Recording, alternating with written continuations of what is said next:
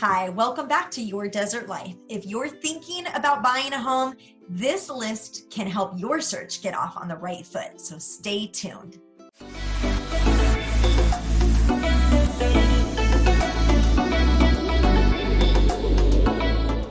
I'm Stephanie Turrentine, a licensed full-time realtor here in beautiful Palm Springs, California.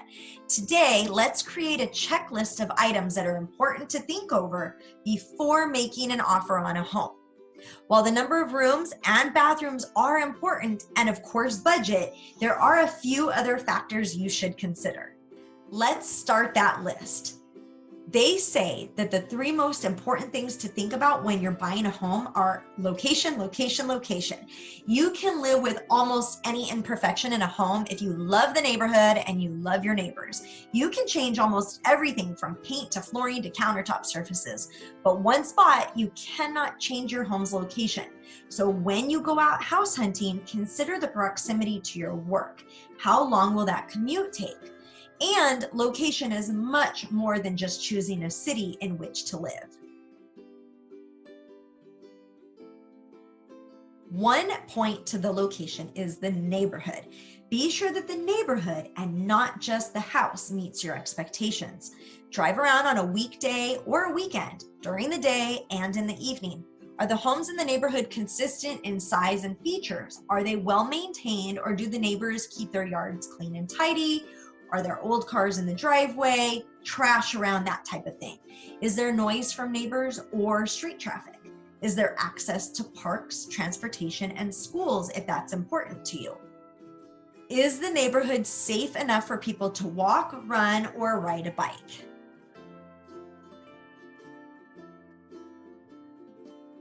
The second point to location is the site of the home. Is the home situated well on a lot? Consider if the home sits at the bottom of a slope, or does it have a view? Do the neighbors' windows look directly into your house? Is the yard suitable for your grandchildren and your dogs? What else will you be using the yard for? Do you plan to host parties? The next point to go over on our checklist is the home's curb appeal. Have you ever driven by a home and was immediately drawn to it because the curb appeal was so inviting? There are things that you can change, and there are things that you can't change about a home's curb appeal. For example, the house color, shrubbery, welcome mats, those are all things that you can change. But a steep driveway elevation or an obscene amount of stairs leading up to the front door are a lot harder, maybe even impossible to change. What about your lifestyle? Are you laid back, or do you prefer exquisite taste? Does a modern home or a Victorian tickle your fancy? Let's look at the exterior features. For example, a brick home is a lot easier to maintain than wood siding. Next to consider is the size and the floor plan. Let's think about the practicalities. Do you need a 4-bedroom if your adult children have flown the coop and rarely come to visit? Are you retired and no longer need a home office? Do you plan to travel instead of giving up your weekends to yard work and home maintenance? Because then maybe a condo is in order.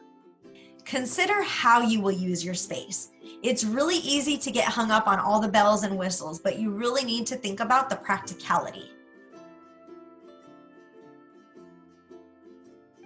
With that being said, bedrooms and bathrooms are really important. So you need to decide how many you really need and only look at homes that meet your criteria. You certainly don't want to fall in love with something only to realize it is not going to meet your needs.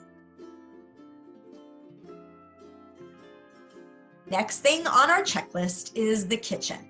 The kitchen is the heart of the home, and many buyers are looking for a finished kitchen because they just don't want to go through a costly remodel. However, simply replacing appliances or countertops can dramatically improve the appearance of the kitchen. So if all of the other boxes are ticked, consider how much an upgrade is actually going to cost you. We are making our way down the list. The next to consider is closets and storage. People tend to forget about these tiny rooms. Older homes tend to have little closets and not a lot of storage space. So if you have a lot of sports equipment, craft supplies, and holiday decorations, be sure you know where they're all going to fit in your new home. Consider if there's any room in the garage to store those items that won't easily fit away inside of the home. Newer homes tend to have bigger closets with a lot of storage.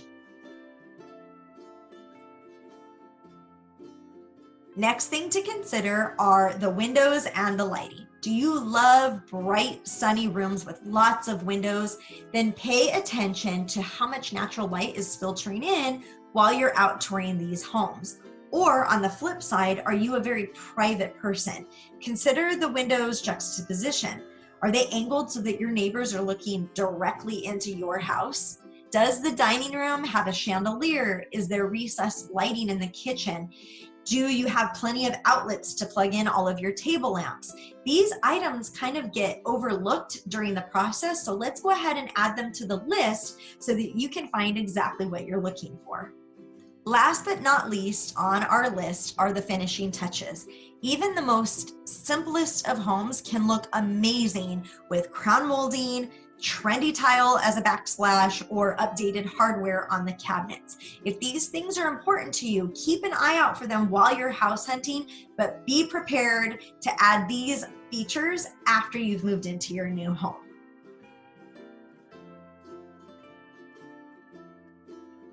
To download a copy of this list, just click the link in the description and keep it with you while you're out shopping for your new home. If you missed my episode on buying a home checklist, which is the first 6 steps before you make an offer, go to that video next. Thank you so much for tuning in, and be sure to subscribe so that you can receive a new video each Monday at 9 a.m. Thank you. Take care.